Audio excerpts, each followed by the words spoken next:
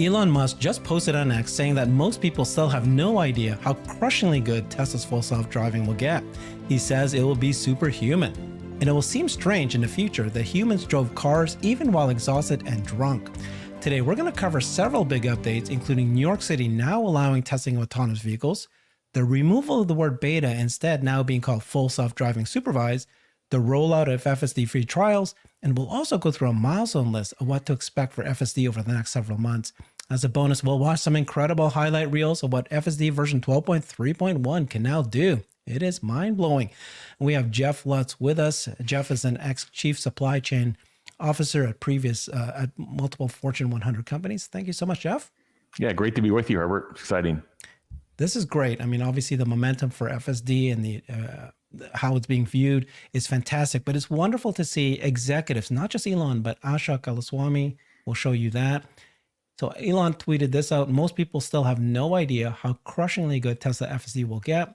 It'll be superhuman to such a degree that it'll seem strange in the future that humans drove cars, even while exhausted and drunk. Cars will take you where you want automatically, just like getting in an elevator and pressing a button, something that also used to be manual. And then Ashok Alaswamy, who's in charge of the autopilot and FSD, he said this: it's the beginning of the end. And because he's in charge of that, that's what we think he's referring to. I mean, the confidence is fantastic. You can see the releases is exploding. And then there is even an article that you posted out saying it's like magic, because Elon did say that in another post. Tesla supervised FSD opens to rave reviews on the 1 month free trialing. How do you think things are rolling out here? Yeah, I mean, I think in general, I think we're going to look back on this period in, we're all talking about Q1 and the units and so forth, but I think we're going to look back on this period of time as a real turning point in the company, when it went from essentially being a mostly auto only in terms of what it's getting revenue on to it's really going to start that ramp now of the software as a services revenue. This is the turning point, I believe.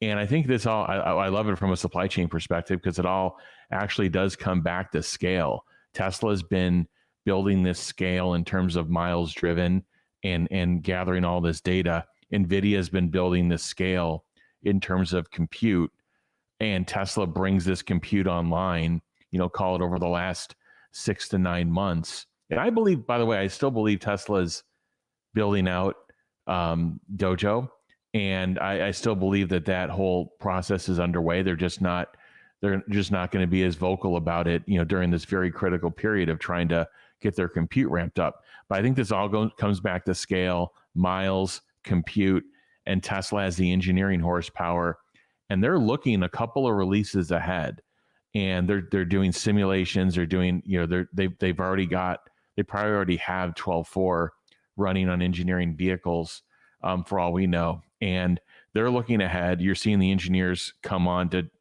X, and they're very excited about what they're seeing. So we're going to see a level of progress again. I think it's still kind of tuned into our, it's really ingrained about, how it went from, 10, 10.1 to 3, the 11 series, and how it just sometimes, many steps forward, many steps back, and somewhat linear, even stagnant progress.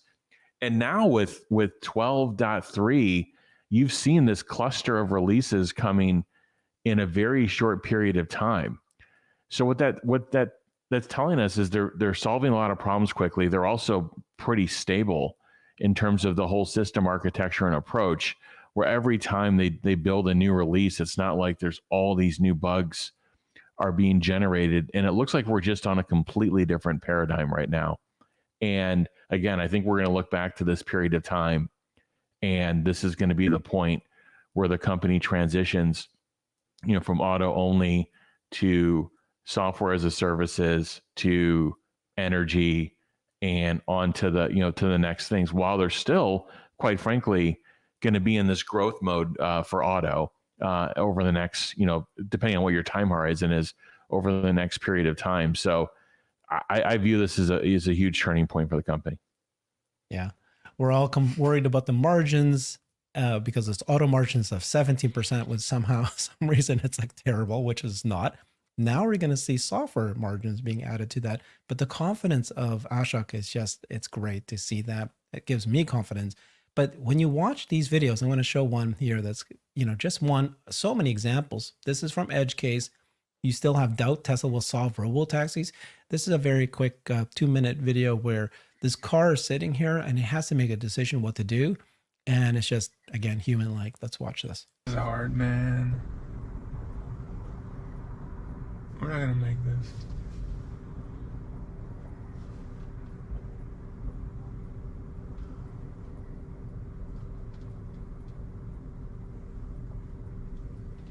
Can we make this straight? Let's see what's gonna happen. Oh, we're going for it. We're gonna go for it, but no, actually, we're not gonna go for it. Yeah, I don't think we can make it. Oh my God! Holy crap! How do we do this? So that's just sort of shows you an example of just the car. It's not its turn, but it saw that the cars were parked, or not parked, but stopped and not moving. It went and threaded the needle and went forward for it. So just one example of so many examples. And so we've seen now that the other news here is that they're no longer calling FSD Beta. If you look at when they start giving you that free trial, it's now being called full self-driving supervised. Granted a 30-day complimentary trial of full self-driving supervised. That's what they're calling now. Being very clear, under your supervision, FSD self-driving supervised can drive your Tesla almost anywhere. It does not make your vehicle autonomous. Do not become complacent. But it's no longer being called beta. The free trial is starting to roll out to Tesla owners, and that didn't previously purchase FSD. Within the next few weeks, over 1.7 million Tesla owners in North America will get to try it, and the reviews have been amazing. As we said at the beginning there, people are loving this. Thoughts on all this? Yeah, I mean, in that video, Herbert, I mean, computer vision doesn't have nerves, and computer vision is just, it's honestly, it's camera, vision as an input, and the inference computer is making decisions based on physics and based on what the car, it knows the car can do. And this is where, at the point where, yeah, it's going to continue to scale, and we'll get to that point of where it is superhuman, where the human drivers are actually going to be the risk to drivers that have this technology.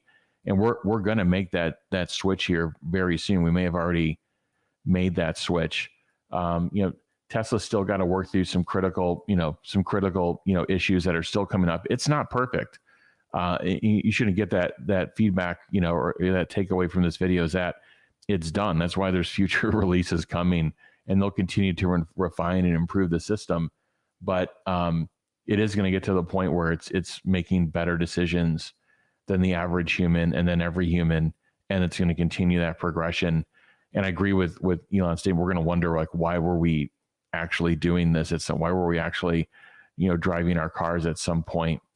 And it's going to be a very special time. The dropping the beta thing is very important too, and from a revenue recognition perspective, I think we've entered kind of new territory, and getting the product to feature complete here shortly. So I think these are all very important milestones, for the company on this. And again, this is, if you look back at Apple, for example, there was a point in time where Apple saw their iPhone growth leveling off.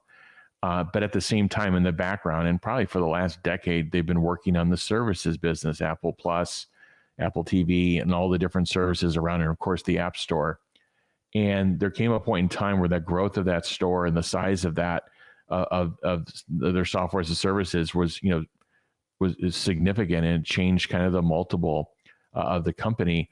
And and then they stopped actually reporting iPhone units. It became less important, but quite frankly, it wasn't as good of a story as reporting the services revenue and services growth.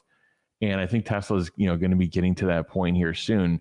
Not that they're at the end of the growth. I mean, EV growth. Remember, EV adoption is still globally 20-some%. It still has a long way to go. But they're going to have this this services side that's going to be, I think, so big, and the energy side. And I can't think of any other company. We'll start with, the traditional auto companies. I can't think of anybody in the position of Tesla. And for all this conversation, we're going to talk a little bit later about BYD and units. There's no other story right now behind some of these other companies. And, I just wish some of the analyst community could see a little bit more around corners. Again, dropping the beta, this point in time, we're going to look back as to just a huge transition point for the company. And I'm really looking forward to what we see over the next month as, we get 12.3, 12.4, we have 12.3, 12.4, 12.5, and so forth. I'm really looking forward to what we see. Yeah, thank you for that. Well, in a shortly after just a few minutes here, we're going to go through the different milestones of FSD and see if you agree with that. Just another bit of news here is New York is now opening up their, allowing for the testing of responsible autonomous vehicle tests. So they've opened up permit applications. This is New York allowing for FSD Beta to be used there, to be tested there. So the Department of Transportation to oversee autonomous vehicle testing through new permit program, but they still require, of course, a trained driver behind wheel at all times, supervised. Requirements prioritize safety, and successful AV program could increase traffic safety, decrease emissions. I mean, this is what they're thinking. They already know that this could increase safety and decrease emissions. So the mayor released these requirements, opening up this program. So that's explained that. So some of the interesting things they said here is that our streets are vibrant and energetic, and that's a great thing. But it also means that we need to have a strong guardrails and requirements in place on any sort of autonomous vehicle. That's why we're implementing this rigorous permit requirements. I mean, for New York to do this, the aggressive driving, the pedestrians having just so many pedestrians everywhere. Of course, one of the most dense cities in the world. This technology is coming, whether we like it or not. So we're going to make sure that we get it right. So they're going to get started early. This is like the opposite of what people thought. The politicians in cities will take forever. I tell you, there's going to be some that's going to jump ahead. If we do, our streets can be safer and our air could be cleaner. They're not just coming, they're here. They've been successfully operating across the country for years. We're doing our due diligence to get ahead of the AV revolution.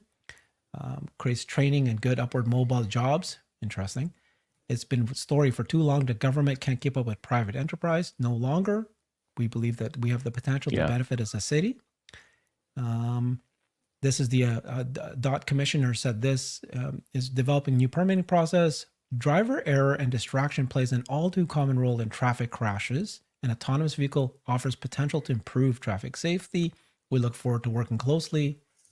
So what's your thought about the New York? These cities compete with each other on a national stage and even a global stage.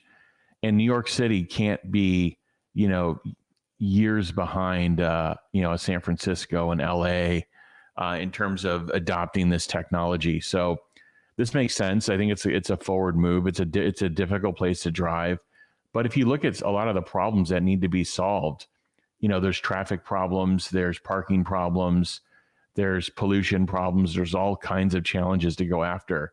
And you can't have multiple cities springing up all over the country and, quite frankly, all over the world, and not have one of the most famous cities in the world, kind of be behind that. So I think it's a very good point that as cities come up successfully and as this technology becomes more and more proven, and there's stewards of this technology that are handling it in a safe and appropriate manner, again, the supervised self-driving approach with Tesla, I think is going to turn out to be kind of the genius move versus rushing to get the driver out of the seat and then doing very small confined routes. I think the move that Tesla is doing is going to turn out to be the right one.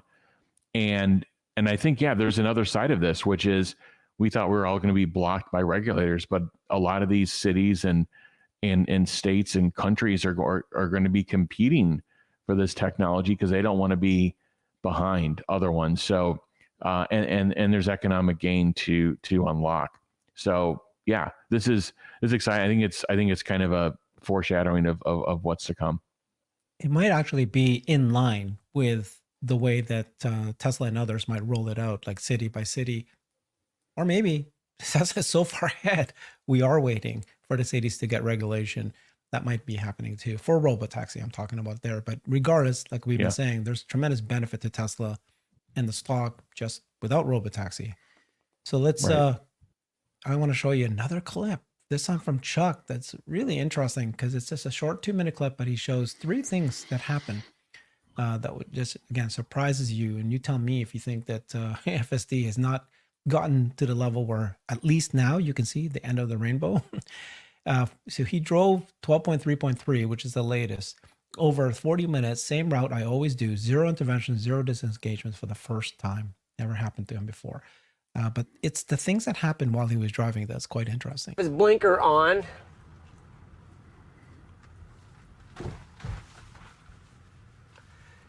He's going to try to, this is going to be good. So I've modified my route now. He's trying to park. I can't, okay, stop. Perfect. I'm not in his way. I was thinking it was going to continue to go up and get in his way so he couldn't do his parking. But no, it stopped in a very good spot. Now look, it's going around him. He's going to maybe need to make a few more adjustments, but that was great. That was a really good, courteous location to stop. FSD 11 would have kind of continued to go up close to him, not really realizing his intent, what he was going to be doing. And yeah, that was another great little clip there. I wonder if we can, I'm gonna disengage here and just see if I can do any auto parking in these spots here. Oh, there's a P. I'm gonna scoot up a little bit more. So this is a great part of the script actually, now that I realize this route here. Let's see if I can get a P. There's a P. P, shift to reverse,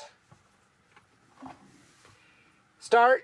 So this is not the high definition auto park that Tesla Vision has.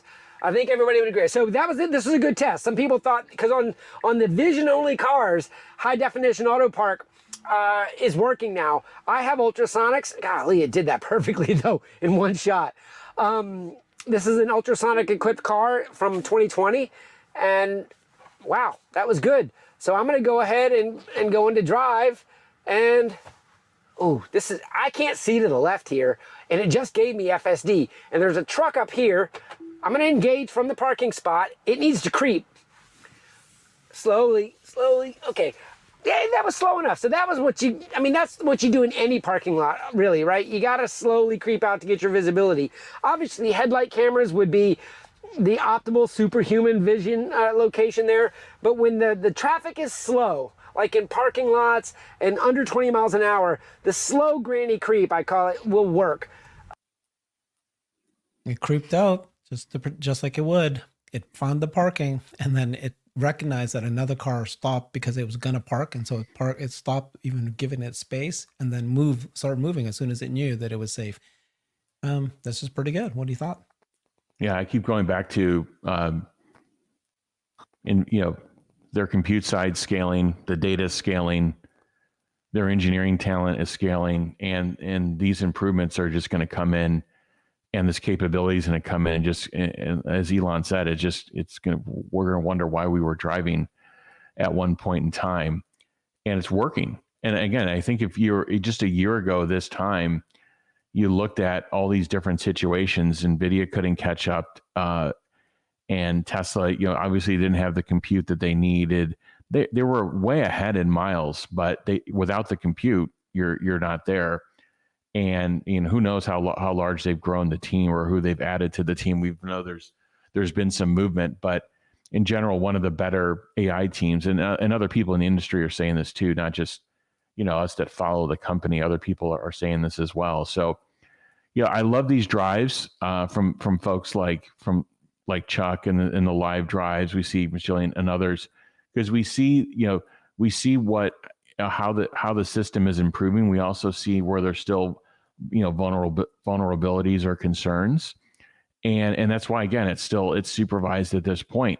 But again, if someone's watching this video that doesn't own a Tesla today, or hasn't tried this yet, I think this can be a very, useful tool in your lives, especially at those times where you're either tired, fatigued, or, you've just been driving all day and you just want a break.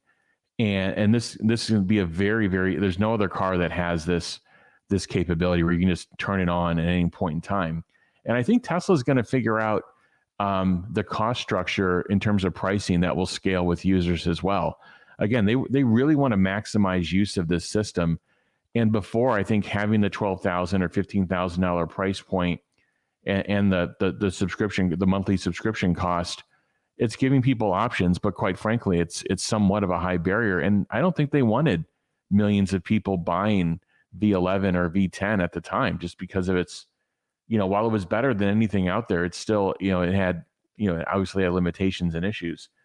But now it's to the point where I could see Tesla coming up with potentially a new offering, a new economic offering where it lowers the barrier of entry, but it's still a very profitable thing for Tesla, whether it's a per mile or something along those lines. And because there are people that just don't drive a lot, but when they do drive, they'd love to enjoy the experience of FSD. So I love to see where this is going. Again, to me, this is all coming back to a scale problem. Compute, miles, engineering talent, it's all coming together. It's April 1st.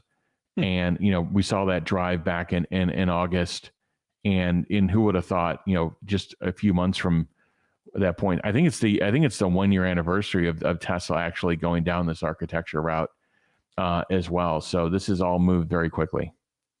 Well, that's right. It is about a year ago that they started talking about this. And then it was in June when they actually did the Ashok Alaswamy presentation to the conference explaining version 12. You covered that. Covered it really well. And then people, just doubted, rightly so, because FSD has been promised for so long, but it's proving so far, right? Everything's looking like it's like on its way, that this is the answer. So I'm going to walk through some milestones for FSD that Brian Wang said, and I'd be curious to see if you agree with this or not. He just listed out a bunch of milestones that he thinks is going to happen for FSD and energy in the rest of this year and next year. So first he says, of course, here we are in April, right? FSD is now off beta. So in this earnings, we might actually be able to recognize some of this earnings. I'm not sure 75, 90% is going to be how much they'll be able to do and whether or not they want to do it. That's one. We obviously did the free trial and the response has been incredibly positive. April and May and signups in May. So there should be a lot more. We'll see what happens with the signups. But so far, just the people who have tried it are coming back with rave reviews. 12.4. So we're at 12.3.3 right now in April, which is this month, 12.4. Okay. And 12.5 in May. That's what he's thinking. Yeah. And just one comment back on Herbert on the prior one of these signups, because there's people out there that are quoting take rates. And I've tried to be pretty clear that there was only one reported take rate from Tesla and everybody else is pretty much guessing. And sure enough, the person that's been quoted the most in terms of like what take rate is, actually, I think I shared a post in one of our groups on, anyway, just long story short, there are people that used to profess they knew the take rate. They're basically saying with the subscription service, there's really no way of knowing how many people have actually signed up for FSD Beta. And that is the truth. Unless Tesla reports it, we're honestly not going to know. So I'm going to be interested to see. The last official reported number was in the, it was 400,000 signups, 1.7 million cars on the road. So I will be, to Brian's point here, we'll be interested in number two. And we'll probably have to see it through May in terms of what incremental signups we get. And again, it also will come back to, does Tesla offer a different, economical solution as well? Right.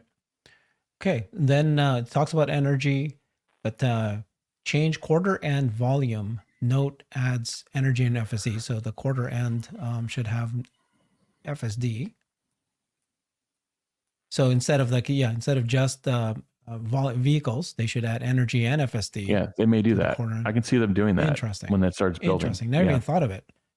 Okay, I always thought of energy for sure that they were going to start doing that. They actually said that they were going to do that, but the FSD is interesting. Change earnings to call out energy and FSD as material. So this would be I'm sure they'll talk about how great FSD has been received. Provide consistent guidance, force analyst recognition.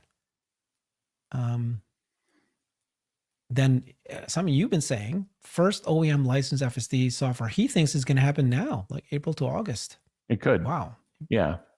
Yeah, I think so. By the way, it could be a letter of intent, for example. It could be, again, these companies have been probably got 12.3 over the last, week.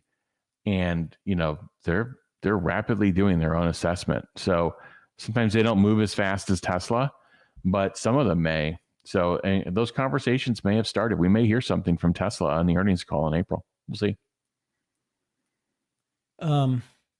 Yeah, I mean, Tesla cannot handle more than 1, 2, 3 partners at a time, because this is hardware plus software. It's not just like the supercharger network where they can just sign a deal and it's pretty easy to transfer over. This is a lot more intensive. And so the first mover gets first priority.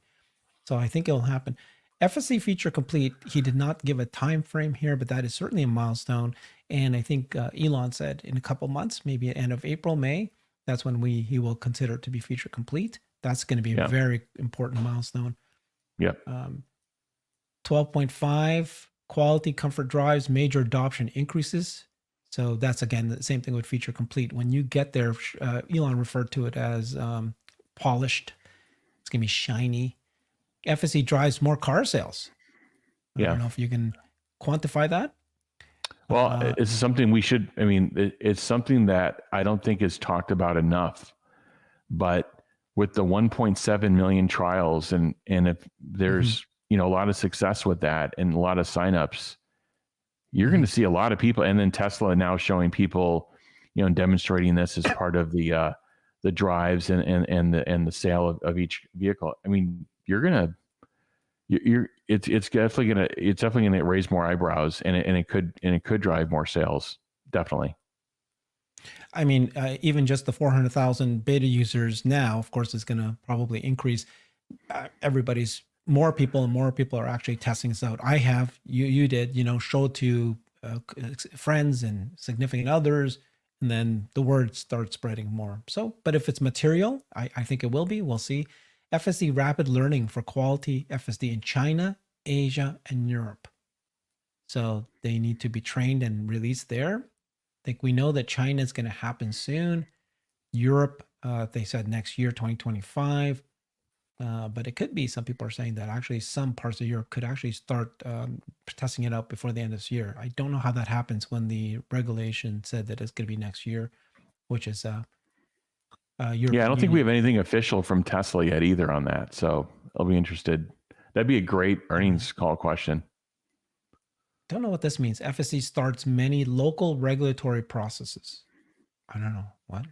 Maybe it starts, potentially for either for the global deployment. There's regulatory hurdles to get approval in Europe and parts of Asia, and of course China. So it may be that, and then eventually for robotaxi, it would need that.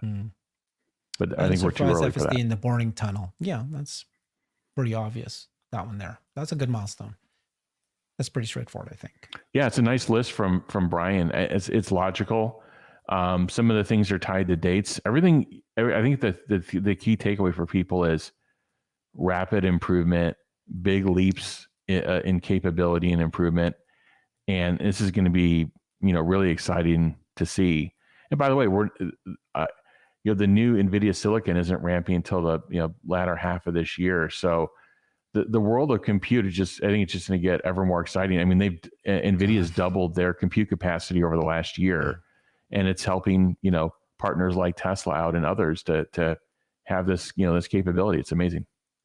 It's amazing. And so everything's just going to exponential, even if you had to wait a couple more years, but because of the explosion of the compute power, things will be improving faster than if it wasn't. So it's perfect timing. Everything's happening. But one important note, I mean, NVIDIA has their own solution. They have their own inference computer for cars. They have this. They have their own thing.